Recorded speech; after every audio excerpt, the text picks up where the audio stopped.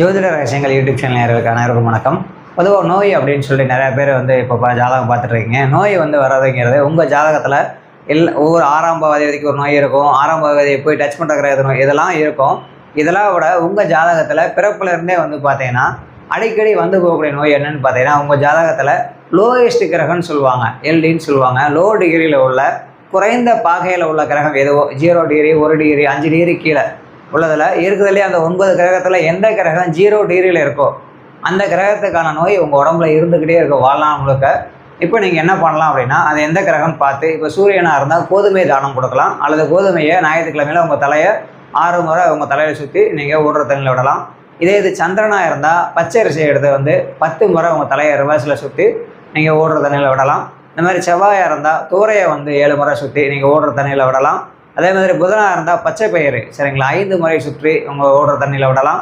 இதே மாதிரி குருவாக இருந்தால் நம்ம கருப்பு சுண்டல் இருக்கு இல்லைங்களா, கருப்பு சுண்டல் அல்லது வெள்ளை சுண்டல், சுண்டல் எது வேணாலும் எடுத்துக்கங்க. அந்த சுண்டக்கலைன்னு சொல்லுவோம். அதை எடுத்து 3 முறை உங்களுடைய தலையை வியாழக்கிழமையில் ரிவர்ஸில் சுற்றி ஓடுற தண்ணியில் விடலாம். சுக்கிரனாக இருந்தால் வெள்ளை மொச்சை, அந்த மொச்சை பயிர் வாங்கி அதை எடுத்து, இது எல்லாமே நவதானியம் தான் நான் சொல்கிறது, எடுத்து 6 முறை உங்கள் தலையை ரிவர்ஸில் சுற்றி ஓடுற தண்ணியில் விடலாம். இதுவே சனியாக இருந்தால் லோ டிகிரியாக இருந்ததுன்னா கம்பல்சரி பார்த்தீங்கன்னா நீங்கள் இந்த எள்ளு இருக்கு இல்லைங்களா, எள்ளு உங்கள் தலையை 8 முறை ரிவர்ஸில் சுற்றி ஓடுற தண்ணியில் விடலாம். இதுவே ராகுவாக இருந்தால் லோ டிகிரியாக இருந்ததுன்னா கருப்பு உளுந்து வாங்கி அந்த கருப்பு உளுந்தை 4 முறை ரிவர்ஸில் சுற்றி ஓடுற தண்ணியில் விடலாம். இதுவே கேதுவாக இருந்தால் கொல்லுன்னு சொல்லுவாங்க.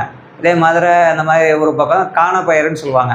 அந்த காணப்பயிரை வாங்கி 7 முறை ரிவர்ஸில் சுற்றி ஓடுற தண்ணியில் விட்டிங்கன்னா கம்பல்சரி பார்த்தீங்கன்னா உங்களுக்கு நவகிரக தோஷம் பாதிப்பு நீங்கும்.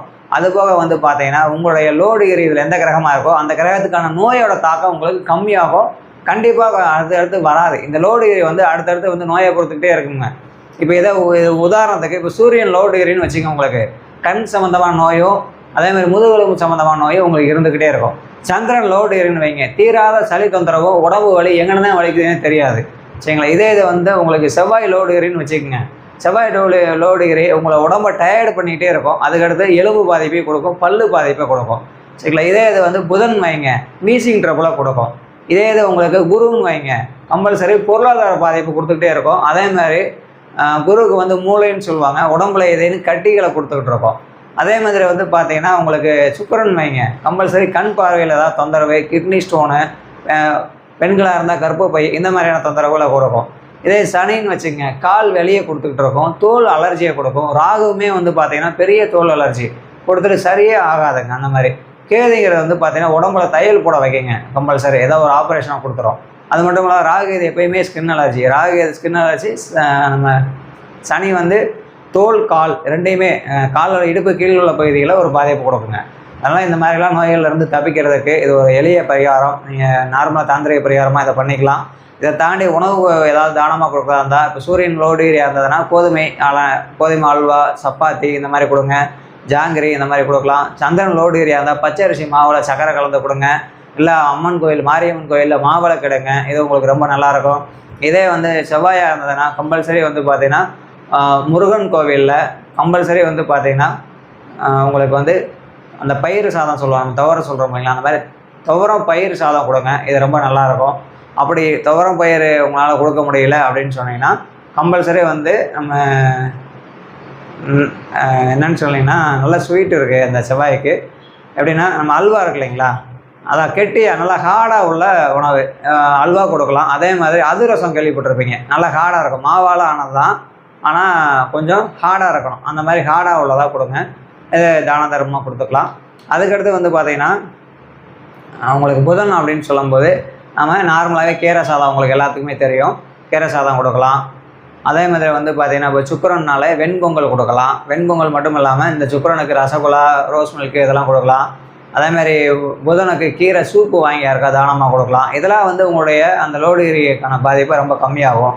இப்போ சனின்னு வச்சுக்கோங்க, சனிக்கு பார்த்தீங்கன்னா எள்ளு மிட்டாய், எள்ளு உருண்டை, பேரிச்சம்பழம், கருப்பு திராட்சை இந்த மாதிரி கொடுக்கலாம் சரிங்களா. அதே மாதிரி பார்த்தீங்கன்னா இப்போ உங்களுக்கு ராகுக்கு ராகுக்கு உளுந்த வடை கொடுக்கலாம் சரிங்களா. கேதுக்கு பார்த்தீங்கன்னா நீங்கள் நார்மலாகவே பொங்கல் கொடுக்கலாம் சரிங்களா. கேதுக்கும் அதே மாதிரி குருவுக்கும் பொங்கல் கொடுக்குறது நல்லது, சுண்டல் கொடுக்குறது நல்லது. மற்றபடி எல்லாமே பார்த்தீங்கன்னா இந்த மாதிரி நிறைய ஒவ்வொரு கிரகத்துக்கும் நிறையா இருக்குது. இப்போ உதாரணத்துக்கு நீங்கள் இப்போ வீட்டில் இதெல்லாம் சார் கொடுக்க வேணாம், நான் நார்மலாக வீட்டிலே நான் செஞ்சுக்கணும் அப்படின்னா, இப்போ கேதுக்கு உங்கள் லோ டிகிரியாக இருக்குது, நீங்கள் குளிக்கிற தண்ணியில் தர்பப்புல் போட்டு குளிங்க, ரொம்ப நல்லா போகும். அந்த மாதிரி வந்து உங்களுடைய நோயோட தாக்கத்தை தீர்க்கிறதுக்கு இதெல்லாம் எளிய வழி. இது போக இப்போது உங்கள் ஜாதகத்தில் குரு சூரியன் சேர்க்கை பார்வை இருந்ததுன்னா கேன்சர் கட்டி இருக்கும், காக்கா வலிப்பு இருக்கும், ஹார்ட் அட்டாக் இருக்குன்னு சொல்லியிருக்கோம். செவ்வாய் ராகு சேர்க்கை இருந்ததுன்னா உங்களுக்கு எத்து பல் இருக்கும், இந்த மாதிரி பல்லில் பிரச்சனை இருக்கும். புதன் ராகு பிரச்சனை இருந்ததுன்னா நாக்கில் பிரச்சனை இருக்கும், அல்லது உதட்டில் பிரச்சனை இருக்கும்.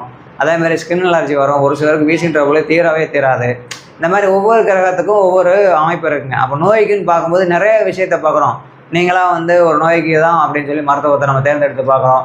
இதுலேயே மருத்துவத்தை வந்து எந்த நோய்க்கு என்ன அலோபதி ஓகேவா, சித்தா ஓகேவா, ஆயுர்வேதா ஓகேவா, சித்தா ஓகேவா, இதே இடத்துல வந்து இப்போ நேச்சுரோபதி, வருமா, அக்கு ப்ரெஷர், அக்கு பஞ்சர், எந்த நோய்க்கு எந்த எந்த மருத்துவம் எடுக்கணும் அப்படிங்கிறது மட்டும் இல்லாமல் எந்த கிரகத்துக்கு எந்த மருத்துவம் எடுக்கணுங்கிறத நீங்கள் நல்லா தெரிஞ்சு அதுக்கப்புறம் நீங்கள் மருத்துவர் அணுகுவீங்கன்னா கண்டிப்பாக அந்த நோய் உங்களுக்கு சரியாகும். இது போன்ற இதுக்கெல்லாம் தீர்வுக்குன்னு நிறைய கோயில்கள்லாம் இருக்குது. அடுத்தடுத்த பதிவில் அதை பற்றி பேசுவோங்க. நன்றி, வணக்கம்.